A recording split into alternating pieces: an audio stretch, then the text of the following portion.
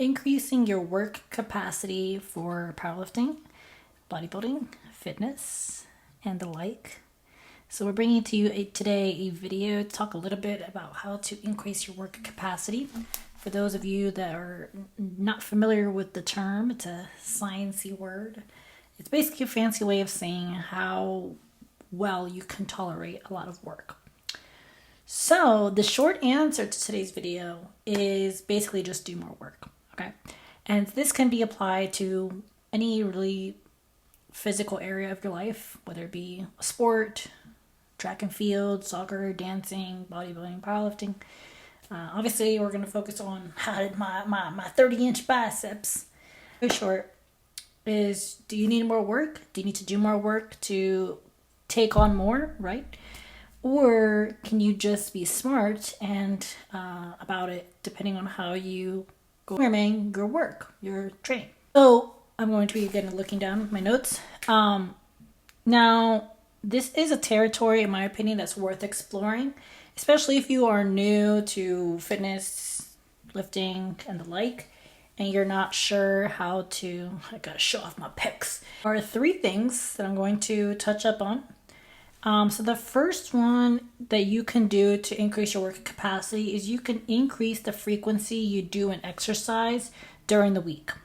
So an example is, let's say you want to increase your work capacity on your squats, right? Because your squats help you in football, or your squats help you in powerlifting if you're in powerlifting. The logical thing would be to increase the frequency in which you do that exercise. So instead of doing 2 days a week, you do 3 days a week. That is one way. The problem with that way is that you can increase the frequency, but if your duration is kept at the same rate or kept at the same in each session, could just be adapting at how frequent you're able to do the exercise instead of actually tackling how efficient you become. Because that's essentially what work capacity is handling more under a short amount of time. So that's number one. Okay. The second thing you can do is incorporate like time and tempo work. So one that's really common is a 5-3-0.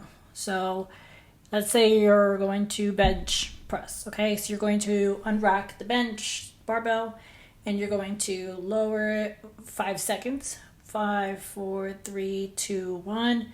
You're going to pause it on your chest. Hold it for 3 seconds. 1, 2, 3, and then pow, explode, okay? And then admire my huge chest muscles. So what you can do is do a block or do a period in which you incorporate that style of tempo training.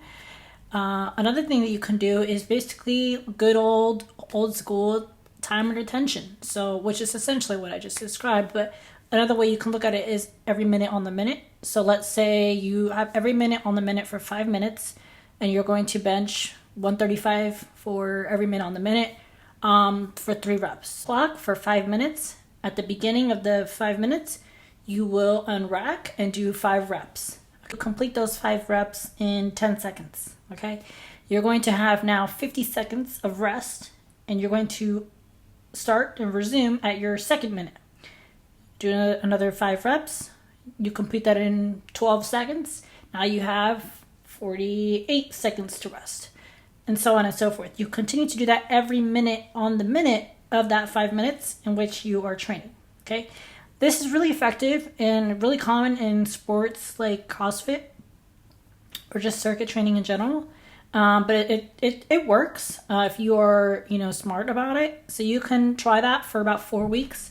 Do every minute on the minute, or do tempo work for each whatever exercise you're trying to get more efficient at or trying to increase your work capacity on. Run that for 4 to 6 weeks or what have you, depending on how typically you run your blocks. And then you can test your work capacity in the next block. So in the next block, what you can do is add about 10% of stress, 10% more stress than what you normally would tolerate, and see if you can tolerate that relatively well. If you can now tolerate more decently well, then what you just did in your previous block may have worked for you. The last one is if you can't increase work capacity because you can't increase work capacity, then what you can do is simply start by increasing the frequency in which you are training that exercise. So let's say, for example, you're trying to, become more efficient or be stronger in your incline bench press. Then you can simply train bench press on Monday, on Wednesday, and Saturday, or something like that. That way you're increasing it and you're decreasing the time and the duration that it takes for you to complete those exercises. So that, again, you're trying to do more in a shorter amount of time. So it's essentially a twist of numbers 1 and 2. But it's just a different kind of way of thinking. But when you do this and you're increasing the frequency in which you're training this workout or this routine or this exercise, and you're decreasing the duration, you want to stay at a low RPE, because the more often you train something in a week, you're going to want to be fresh for the next day. Because if you train at an RPE, like I mentioned in my RPE video, if you train at an RPE of 7, 8, 9, you're going to be relatively fatigued going into your next session. So try to stay in a RPE. I put down of RPE of like 5 to 6, maybe 7. But the idea behind it is to not go stressed or fatigued or exhausted. You don't want to go already fatigued going into your next session because you overexerted yourself in the previous session. Okay, so it's really important to kind of track these, because if you push it this week, for example, in your workouts, the next week it's going to come out of your next week's training if you're not being mindful of what you do this week. You can do an RPE of 9, doesn't mean that you should. Okay, so there's a difference between doing what you want in your training and like when you're going to the gym, and doing what you should be doing to get you closer to your big picture goal. Because if you just essentially pushed a little too hard today, like I said, something's going to have to give, whether it be tomorrow's training or your next week's training, or how long it's going to take you to reach your goal. Like, it's going to extend your kind of blocks, if you will. So another thought that I have is that if you are having trouble recovering, and just from your training, it may be because you have a low work capacity, although I would contend with that and say maybe it's not. However, I think that it's worth taking a mental note, that your work capacity there is a relationship between that and how advanced you will get. So typically, like, a beginner is not going to have a really high work capacity, especially if they're brand new to like working out and physical fitness or just physical capacity. But if you are a veteran and you are been consistently in your workouts and been consistently showing up training and what have you, but you can't seem to increase your work capacity, you can't seem to handle more, then you may need to be a little more strategic in your programs so that you can, get to your goal. Any point bonus tip: there seems to be research that cardio does help with recovery, and when you recover more, recover better, recover faster, recover more, smarter, then you essentially can do more. If you think about it, I'm a huge fan of cardio.